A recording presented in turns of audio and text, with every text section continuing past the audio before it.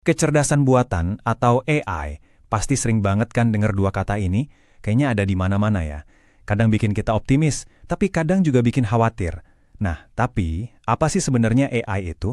Kalau kita lupain dulu deh robot-robot canggih di film, AI itu sebetulnya apa? Yuk, kita bedah bareng-bareng. Kita lihat apa itu AI, cara kerjanya gimana, dan yang paling penting kenapa ini jadi krusial banget buat masa depan kita semua.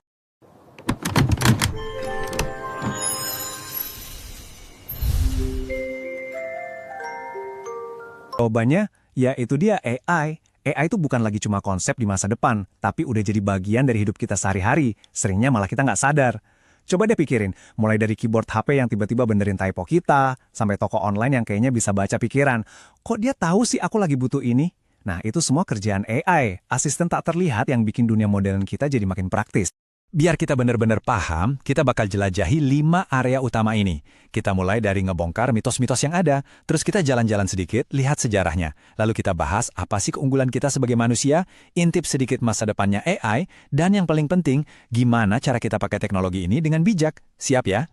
Oke, kita mulai dari bagian pertama. Nah, jujur aja, kalau dengar kata AI yang kebayang di kepala banyak orang itu pasti robot-robot keren dari film fiksi ilmiah kan?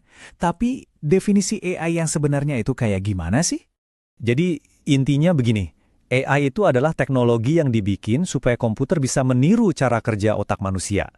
Misalnya belajar dari pengalaman, nemuin pola-pola, sampai bikin keputusan.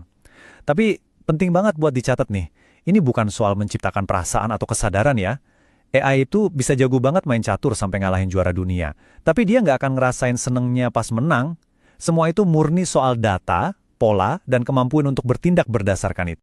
Dan yang menarik, tujuan ini ternyata udah ada dari dulu banget loh.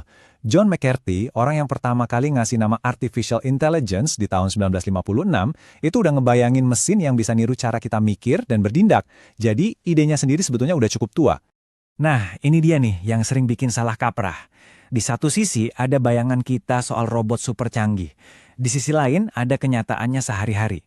Fitur autocorrect di HP Anda, rekomendasi produk di e-commerce, filter spam di email, atau asisten virtual kayak Siri dan Google Assistant, itu semua adalah bentuk AI yang praktis dan udah kita pakai tiap hari.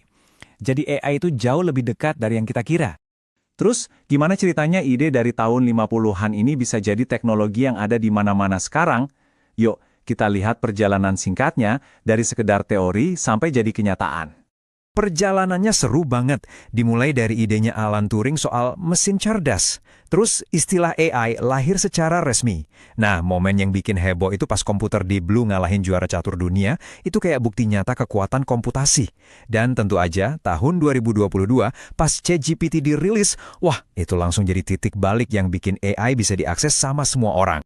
Dan dampaknya sekarang, wah, luas banget. Di rumah sakit, AI itu udah kayak mata kedua buat dokter, bantu nemuin penyakit lebih awal. Di bank, dia jadi satpam yang super waspada sama transaksi aneh. Di jalan, dia jadi supir buat mobil otonom.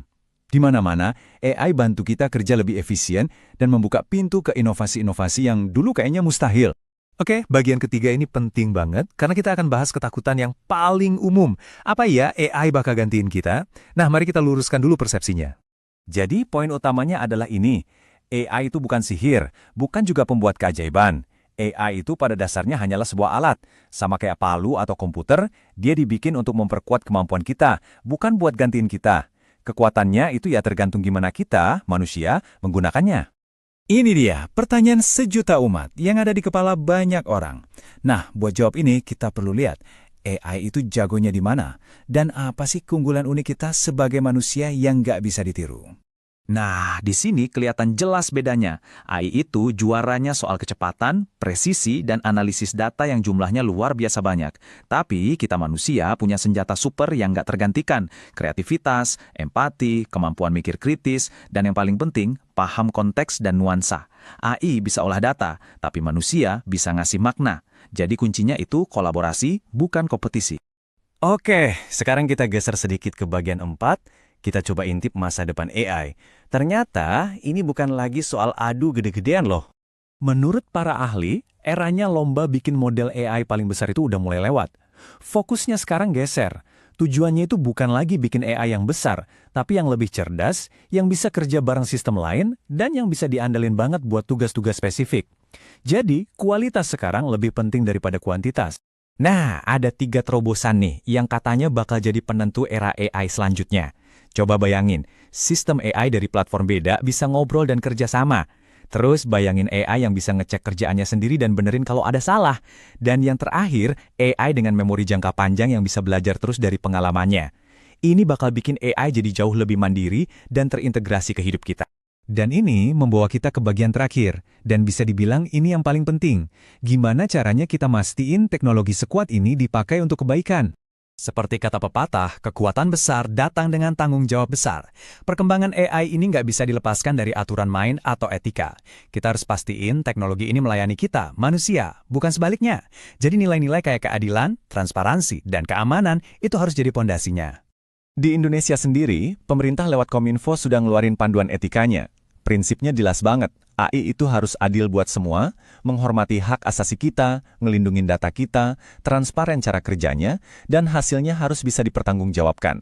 Ini semacam pagar pengaman yang penting banget. Dan dari semua prinsip itu, ada satu aturan emas yang harus kita pegang erat-erat. Keputusan akhir yang menyangkut nasib manusia, entah itu soal kebijakan, hukum, atau etika, harus tetap ada di tangan manusia. AI itu boleh jadi penasihat, asisten, atau alat bantu, tapi dia bukan hakim terakhir. Jadi, kita kembali lagi ke ide awal. AI adalah sebuah alat. Sebuah alat yang luar biasa kuat. Pertanyaan yang harus kita jawab bareng-bareng sekarang bukan lagi apa itu AI, tapi mau kita pakai untuk apa kekuatan sebesar ini. Karena pada akhirnya masa depan itu nggak ditulis oleh algoritma, tapi oleh pilihan-pilihan yang kita sebagai manusia buat setiap harinya. Terima kasih sudah menyimak.